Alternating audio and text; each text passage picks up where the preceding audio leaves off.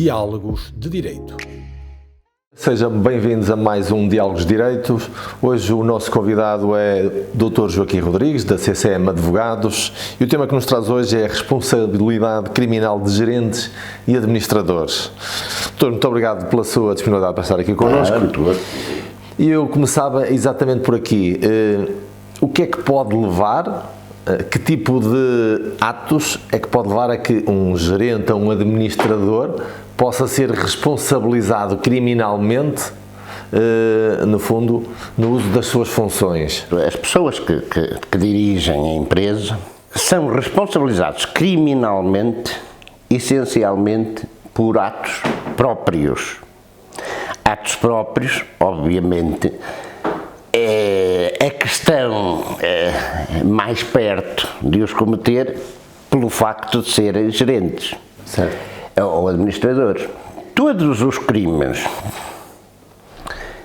que sejam suscetíveis de responsabilizar a empresa, e hoje são muitos os crimes que responsabilizam criminalmente a empresa, a título de exemplo, portanto, a maior parte dos crimes fiscais. Não é? E nos crimes fiscais temos aquele rol todo que as pessoas mais conhecem, é abuso de confiança fiscal, portanto é não dar ao fisco aquele dinheiro que se colheu para dar ao fisco, não é? Certo. Portanto os IVAs, enfim... Sim, o IVA será provavelmente o imposto onde comumente há mais infrações. Onde é mais normal, como também o pagamento das prestações à segurança social. Que são recolhidas, não é? Certo. E depois para dar ao fisco e que depois fica com elas, portanto, a fraude fiscal, a burla fiscal, do género de arranjar, enfim, faturas ou outros meios para dizer que houve despesa para assim levar ao fisco e deduzir, ou seja, levando o fisco a que restitua mais imposto que aquele que se teria direito. Certo. Portanto, nos crimes fiscais, nas regras de funcionamento das empresas, nomeadamente, sei lá, olha, por exemplo, que me estou a lembrar, a utilização de menores, a empresa é responsável criminalmente e vários outros. Portanto, mesmo no Código Penal, vários outros crimes, a empresa é responsável.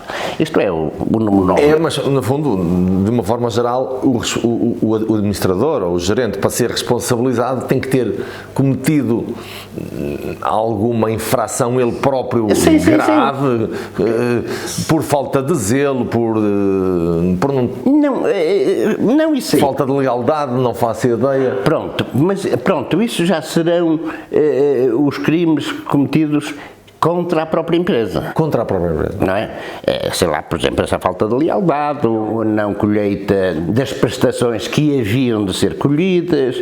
Portanto, isso é essencialmente do Código das Sociedades Comerciais. Portanto, mas isso são os crimes cometidos pelo administrador. Certo. Contra a própria empresa. Ok. Estão regulados essencialmente no Código das Sociedades Comerciais. É o não cumprimento das obrigações que têm e que elas próprias estão, portanto, classificadas como crime, ou seja, preenchem um tipo de crime.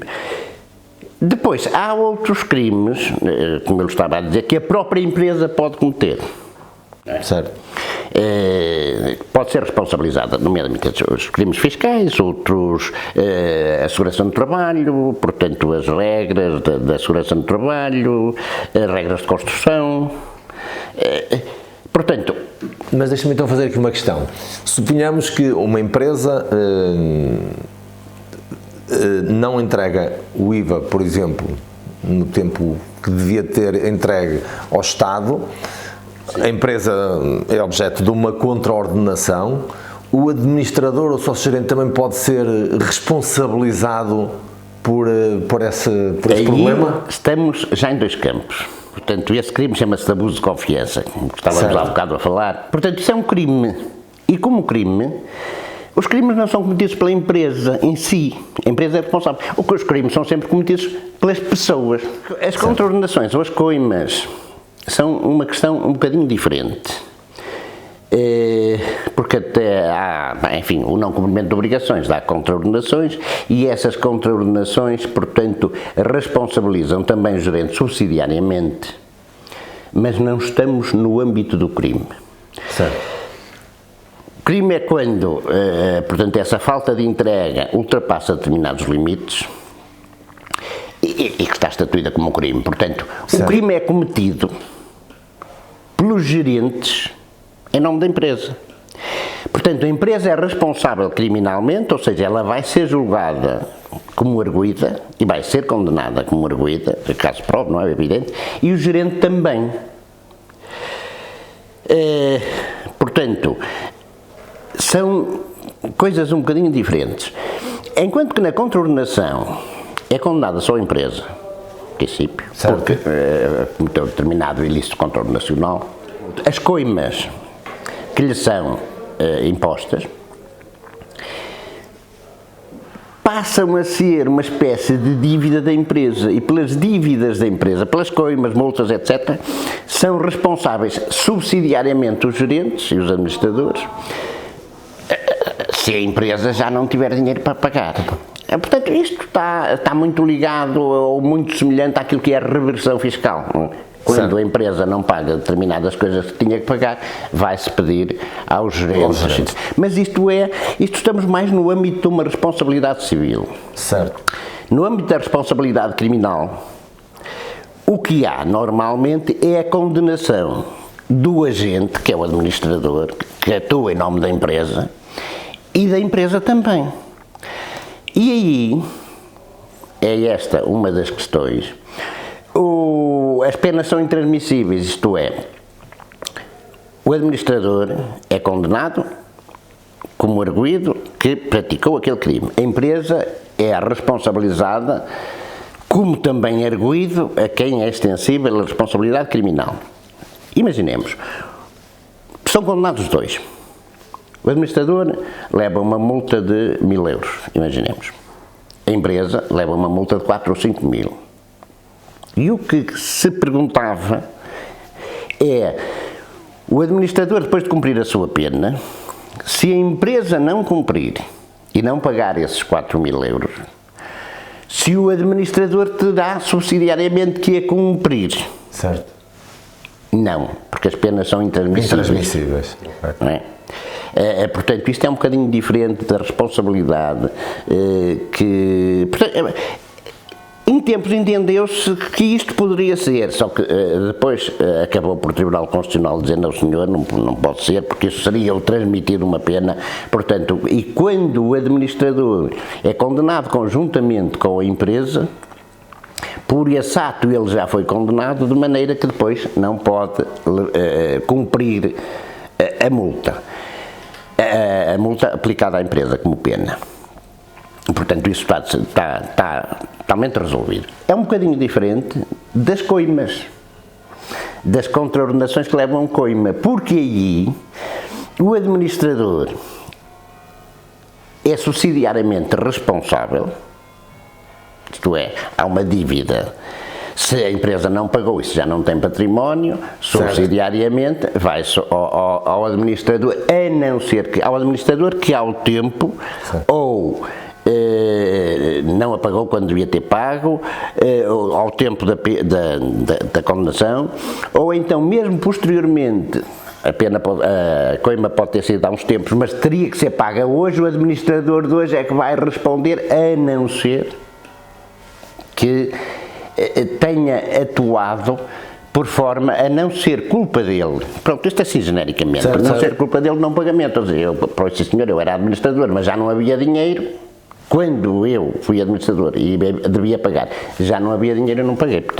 Portanto, mas nas coimas normalmente é subsidiariamente responsável. Outro ponto que habitualmente também são chamados à coação os administradores do sócio são os processos de insolvência.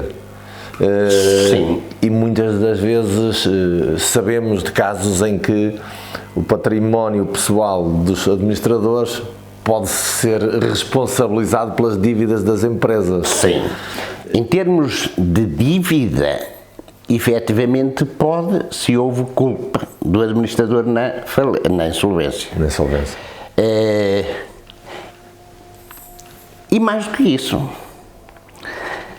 que isso, porque a própria atuação, por forma que a empresa vá à falência, à insolvência, se a empresa foi por virtude da atuação do administrador, e essa foi dolosa, tem também, o administrador responde também pelo crime de insolvência dolosa. Claro que isto não é automático. Certo. Está-se no processo de insolvência, mas o tribunal, não é, o juiz do Ministério Público, caso descubra pelo processamento do fim da insolvência que a insolvência foi dolosa, remete esses elementos para o Ministério Público para que investigue o crime de insolvência dolosa. Portanto, pode responder património e pode responder criminalmente. Também. Uma última questão, existe algum tipo de mecanismo ou seguro que possa proteger os administradores e os sócios gerentes, no fundo, no uso das suas funções, para que no fundo tentem proteger também aquilo que é o seu património? Eu não conheço e não creio que exista. Poderá haver algum seguro para absorver as responsabilidades do administrador em termos cíveis. Okay. Não conheço, mas pode ser que exista. Agora, em termos criminais, não, e não poderá existir. Existir, claro. Porque se o administrador atua com dolo, com culpa, não é? Certo. E de tal forma que essa sua atuação até é considerada na lei crime, é evidente que não pode haver seguros para atuações criminosas, não é? Claro. Portanto, não me parece que se possam defender disso. Aquilo que é habitual numa condenação de uma atuação de facto culposa, manifestamente culposa de um administrador, habitualmente qual é a moldura penal que poderá estar em causa? Ora bem... Bem, sei que se calhar pode ser muito variável, mas nos piores cenários... Portanto, nos piores cenários, portanto, estes crimes vão normalmente à volta dos 2 anos, 3 anos e, muito especialmente ou raramente, até aos 8. Okay. Portanto, o normal destas penas andará por ali pelos 2, 3 anos, não é? Enfim, em termos de aplicabilidade, portanto, a pena aplicável. O que não quer dizer que a pena efetivamente aplicada, normalmente das primeiras vezes até será multa, não é? Não, claro. Mas pode dar-se o caso também de ser decretada a inibição de, por exemplo, de administração de... Pronto, sim senhor, isso são outras coisas. São outras coisas, são penas acessórias. É evidente, há várias penas acessórias, não é? Eu agora não estou assim a elencá-las todas, mas, por exemplo, a possibilidade de gerir empresas, o encerramento do estabelecimento, enfim, há várias penas acessórias que podem vir juntamente com a pena principal. Muito bem, eu agradeço imenso a sua disponibilidade para estar connosco. Este é um tema, de facto, que é de veras relevante e importante para a comunidade empresarial. Os nossos associados, fica já o desafio, se tiverem alguma dúvida muito particular, porque há muita especificidade nestas questões relacionadas com a responsabilidade criminal ou penal das atividades dos administradores e agentes, podem-nas colocar na associação, os nossos serviços, ou através desta parceria com a CCM Advogados, prontamente se darão a responder para informar, e até lá agradeço que nos acompanhem. Este Diálogos Direito vai ser exibido nas nossas redes sociais, assim como na CCM Advogados, e brevemente voltamos para um novo episódio. Muito obrigado pela vossa preferência. Diálogos de Direito. Este podcast conta com o apoio Caetano Auto.